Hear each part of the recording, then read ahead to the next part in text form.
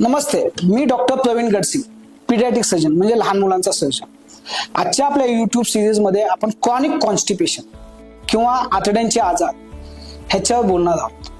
तर या आतड्यांच्या आजारामध्ये वेगवेगळे प्रकार असतात, जसे की पोट दुखणे, संडास 2-2 दिवस न होणे, उलटी होणे, ऍसिडिटी होणे, तोंडावर चट्टे होणे। ह्या सगळ्यांचं एकमेव आणि मूलभूत कारण म्हणजे जंक फूड्स।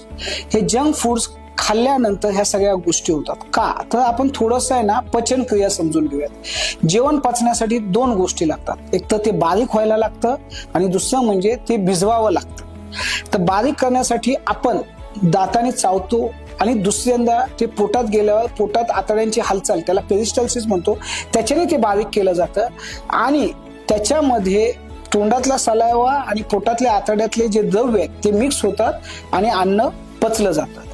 जंक फूड्स मध्ये बारीक होण्यासाठी जे आतड्यांच्या हालचाली आहेत त्या खूप वाढतात आणि जे द्रव्य सोडलं जातं ते पण जास्त प्रमाणात सोडलं जातं, म्हणून मुलांना ऍसिडिटी, पोट दुखणे, खास करून बेंबीच्या तिथं पोट दुखणे हे होतं।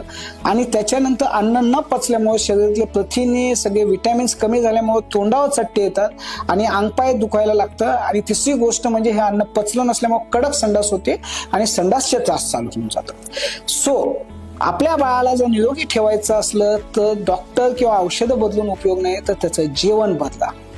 माझी ही सगळ्यांना कळकळीची विनंती आहे की आपलं बाळ निरोगी आणि व्यवस्थित डेव्हलपमेंट करायची असली तर त्याच्या जेवणामध्ये सकस आणि नॅचरल आहार द्या। परत एकदा मी डॉक्टर प्रवीण गडसिंग सर्वांना ही विनंती करतो आणि निरोगी जीवनाच्या खूप खूप साऱ्या शुभेच्छा देतो। आणि हा व्हिडिओ जास्तीत जास्त लोकांपर्यंत पसरवा आणि जास्तीत जास्त मुलांना निरोगी ठेवा। धन्यवाद।